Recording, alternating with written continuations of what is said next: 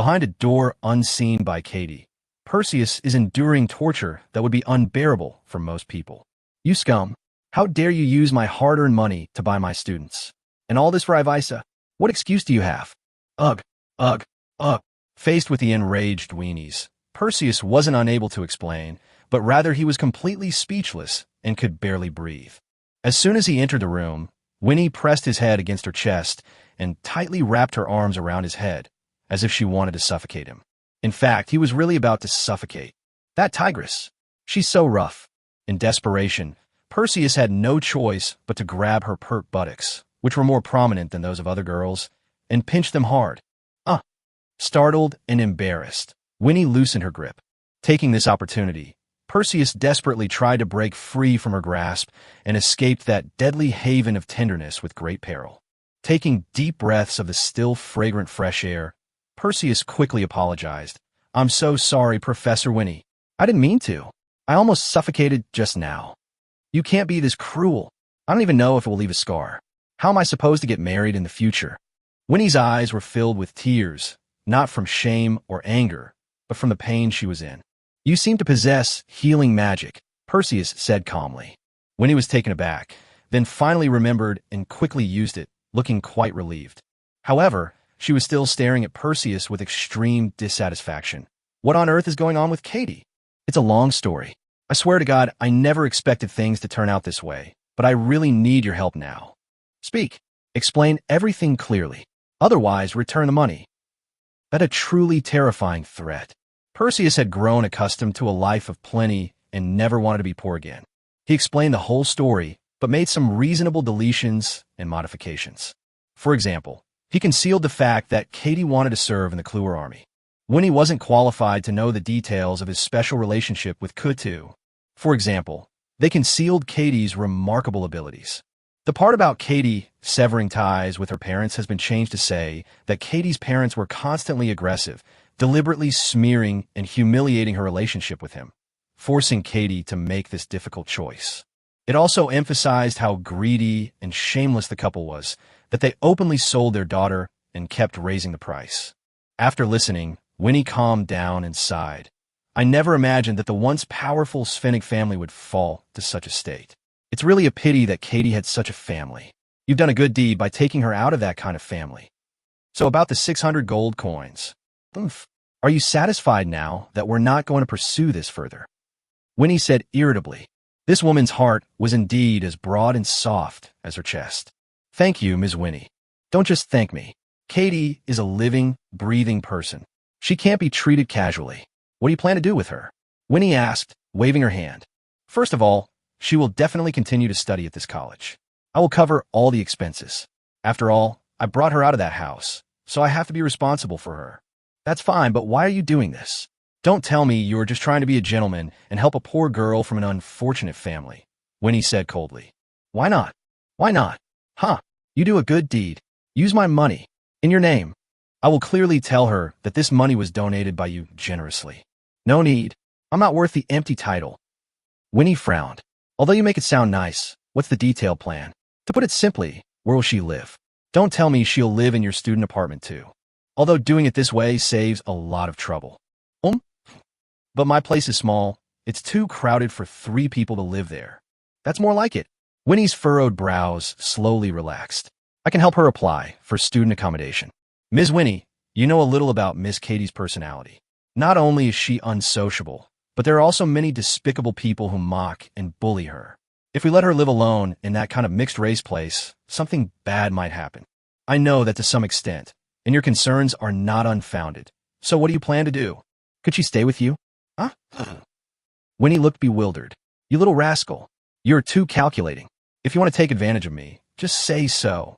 He really is a bit. "The prerequisite is that she doesn't drink alcohol. Although this may cause you some trouble, it is the most reasonable solution at the moment. Otherwise, she would have to squeeze in with me and Ivisa. That won't do either." "Fine. I agree," Winnie said, looking annoyed. "Thank you, Professor Winnie." Perseus smiled. "No matter how much you thank me, I'm still really unhappy. What can I do?" Winnie's eyes were strange. "Is something wrong?" "Of course not. You get all the benefits. I'm doing all the work for nothing. Even if this is considered doing a good deed, How am I supposed to feel at peace with it? Oh no, she's not this selfless person like Jerome. Upon closer reflection, this is quite normal. After all, even a creature like Jerome is considered a rare species.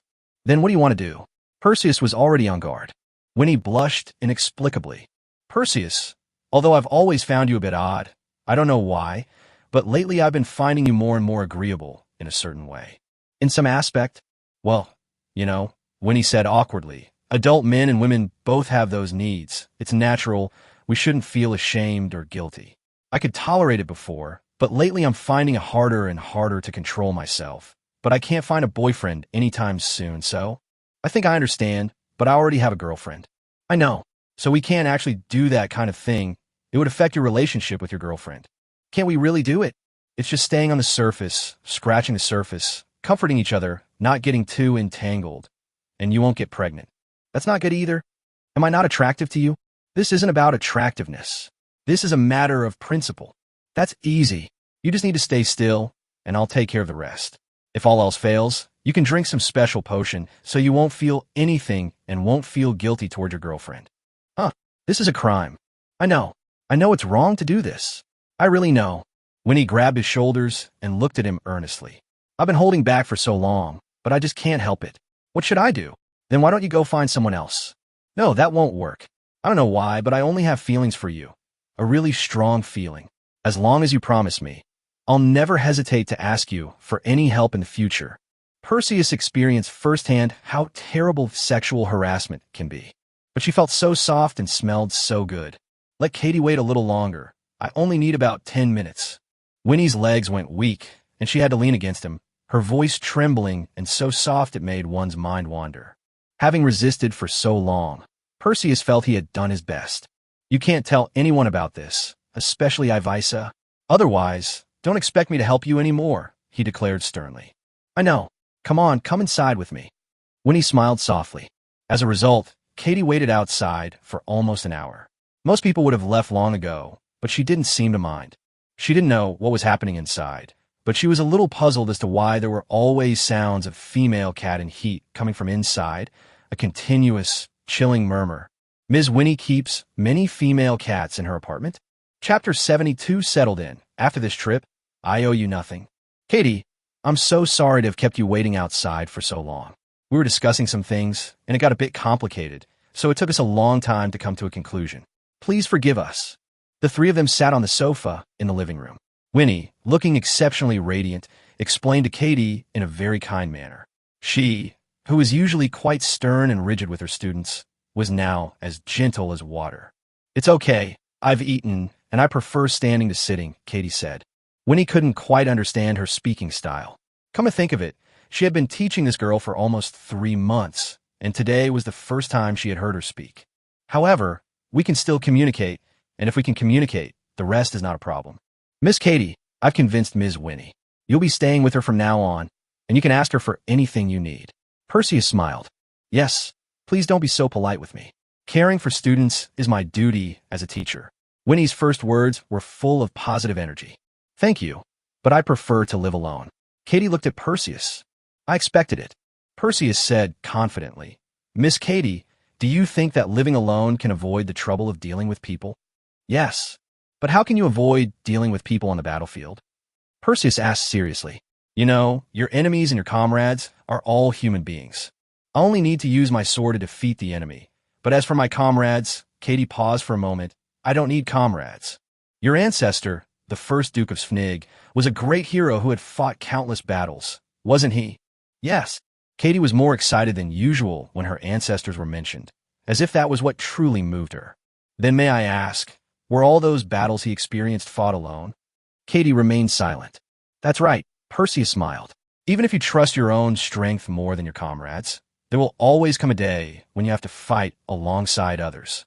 If you don't have the ability to get along with others and cooperate, leading to defeat in battle or even losing your life, wouldn't that be a great pity? You're right, I don't want to be defeated. Her subtext was that in order to win, she would put in the effort in this area, even if she didn't want to deal with people. Dealing with the enemy is also very important. If you want to defeat the opponent, you often have to figure out what they're thinking. To be honest, it's too naive to think you can just crush them with brute force. That would be a fatal flaw. Katie thought for a moment and nodded.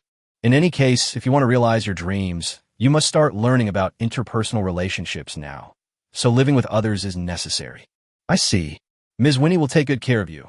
But after all, she is a teacher, and we can't always bother her. So if you encounter any difficulties, don't hesitate to come to me. Don't feel embarrassed. Helping you solve your problems is also part of our agreement. Agreement? What agreement? Winnie frowned. Ms. Winnie. Perseus smiled and tucked a strand of her hair behind her ear. Winnie blushed slightly, lowered her head, and dared not ask any more questions. As an observer, Katie could sense that there was something slightly off about the way the two were interacting, but she couldn't pinpoint exactly what was wrong.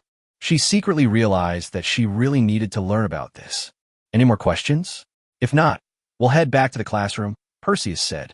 Where will I sleep? Katie glanced around the living room. That's up to you, Winnie said considerately. You can stay in my room if you'd like. So where do you live? She asked. Winnie was a little flustered. She didn't mean to give up her room. Of course I'll stay in my room. My bed is quite big, more than enough for 2 people. Katie remained silent. If you don't want to sleep with me, you can set up a small bed in the living room, but I sometimes have guests visiting, so I can't guarantee your privacy. Can I set up a bed in your room? It doesn't need to be big, just big enough for me to lie down. That's fine too. Winnie nodded. My room isn't very big. There's not enough room for a normal-sized bed, or even a single bed. If you need a narrower one, I'll go to the Academy's Earth Magic teacher to have one custom-made. Katie looked at Perseus. Perseus shook his head slightly. Okowo, what a smart girl. Let's go to the classroom then, she said. Could you please go back first? I have some other things to discuss with Ms. Winnie, Perseus said with a smile. Come over sooner. I have something to discuss with you. Katie didn't ask any more questions or suspect anything. She stood up and left without looking back. The moment the door closed, Winnie let out a soft moan, squeezed her legs together and twisted, looking at Perseus with seductive eyes. Perseus chuckled silently, speechless and helpless. I knew it. I promise this is the last time. Winnie looked ashamed yet expectant. She said the same thing half an hour ago. It seems she's really gotten hooked. If we don't get her dealt with properly today, she probably won't even be able to walk properly. She's only in her early 20s, and she's already like this. What'll happen when she's 30 or 40? Come inside, Perseus said, pulling her up. Winnie nodded shyly, her expression full of tenderness. Perseus never imagined that his lifelong reputation would be ruined by this man. Winnie gave him money to eat, drink, have fun, and support his girlfriends, and he helped her solve her problems in return. This exchange of money for sex, while causing him humiliation, also brought him a sliver of excitement. Could it be that he was born to do this job? Even if he were to actually go into prostitution, if his clients were all women like Winnie, he would do it even if it cost him money. Although she has a dark side that is not known to others, she is still a stunning beauty who is popular with many people just by looking at her face and figure. She has many suitors, including her good older brother Alan, especially her figure. Winnie is a bit taller than Mellifera, but shorter than Ivisa. Judging by her height, she's about 1.67 to 1.68 meters, which is pretty much enough to qualify her as a mature woman. Despite being nearly 10 centimeters shorter than Lovia, they were about the same size, so proportionally, she actually won. Even though they are the same height, she and Lovia are 2 different types of women. Regardless of temperament or aura, just looking at their figures, the extra bit of body fat determines their different styles. She is a typical voluptuous beauty, definitely not fat, but the flesh is really all in the right places with soft and elastic thighs and a chubby little belly that is so cute it's hard to believe. In contrast, Lovia has absolutely no excess fat. She's so slender. How did she grow to that size? It's just not scientific at all. No wonder this is another world. Driven by a scientific and truth-seeking mindset, he is determined to thoroughly explore the mysteries of the Duchess's body in the future. Even though Winnie's figure was absolutely stunning, enough to ignite lust in anyone who looked at her, he didn't want to have any intimate relationship with her. Because he doesn't want to take responsibility. It's not that he's a scumbag, but that he can't stand her brain and personality. If Winnie says she doesn't want him to take responsibility, he wouldn't mind fulfilling Alan's dream in her place. But she's obviously the kind of person who's very troublesome. Even if she says she doesn't need to take responsibility, she'll still cling to him like a leech when she's about to go crazy. If someone dies, it will be even worse. He will be bound to this cow for the rest of his life. So even though Winnie flirted with him after she became emotional, he resolutely refused to cross that line.